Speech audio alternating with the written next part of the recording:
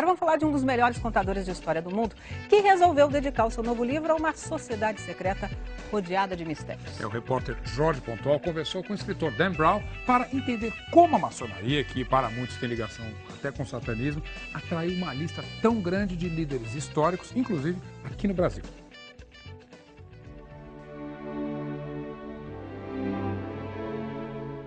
O mistério da maçonaria é o principal ingrediente do novo sucesso do escritor Dan Brown, O Símbolo Perdido.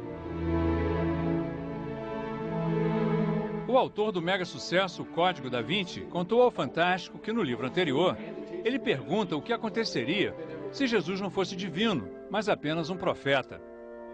No novo romance, a questão é se o ser humano teria poderes divinos, uma ideia que, segundo ele, vem da maçonaria.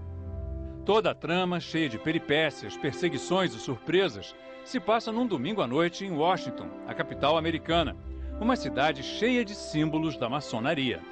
Alguns são bem evidentes, como o obelisco, símbolo da divindade, encimado por uma pirâmide que representa a evolução do ser humano. A influência dos maçons se refletiu na criação da Biblioteca do Congresso Americano, hoje a maior do mundo. Um dos momentos mais emocionantes do livro é quando os heróis entram aqui no salão de leitura da Biblioteca do Congresso Americano, descrito como o salão mais bonito do mundo. Eles estão fugindo de uma equipe da SWAT e se escondem entrando por esta porta. A República Americana foi criada por um grupo de maçons, entre eles Benjamin Franklin, John Adams e o primeiro presidente George Washington.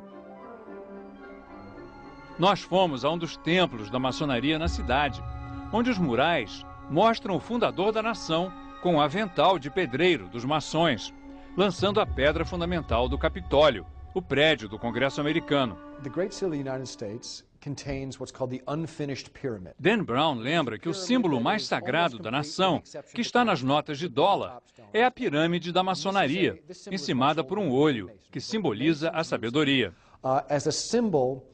Segundo o escritor, a pirâmide, incompleta, sem o vértice, é um símbolo de que o ser humano e o país nunca estão prontos, sempre podem se aperfeiçoar.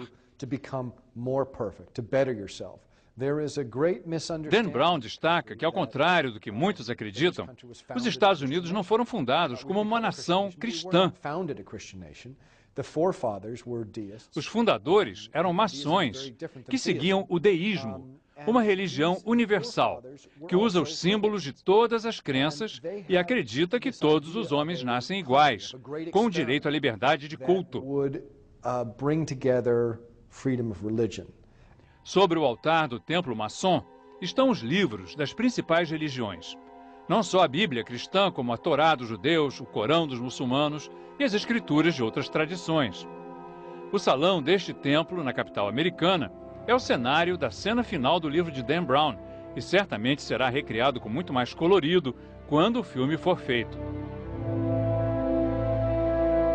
O templo é exatamente como Dan Brown descreve. Ali no fundo, o trono, onde se senta o grande comandante soberano da ordem. Aqui, o altar, em torno do qual se realizam os rituais secretos. Mas os maçons negam que o iniciado tenha que tomar sangue de uma caveira, como Dan Brown conta no livro. Segundo eles, isso é só imaginação do autor. O escritor diz que, na verdade, os maçons usam vinho em vez de sangue, mas insiste que a caveira é usada no ritual da quinta libação, descrito num livro por um dos primeiros presidentes dos Estados Unidos, John Adams. O templo é a sede do rito escocês da maçonaria, uma corrente fundada nos Estados Unidos, a qual pertenceram 15 presidentes americanos. O último foi Gerald Ford, nos anos 70. Os líderes são mestres no grau máximo, 33. Segundo Dan Brown, esse é um número místico, a idade de Cristo ao ser crucificado e o número de vértebras da nossa coluna vertebral. Muitos, em especial os fundamentalistas cristãos, atacam a maçonaria como um culto satânico. Mas Dan Brown insiste que os símbolos e rituais da maçonaria não são sinistros nem malignos, pelo contrário. Significam tolerância religiosa e espiritualidade universal. Para Dan Brown, o importante é que as pessoas procurem entender os símbolos e as crenças dos outros e tenham menos preconceitos. Start to eradicate some of that prejudice.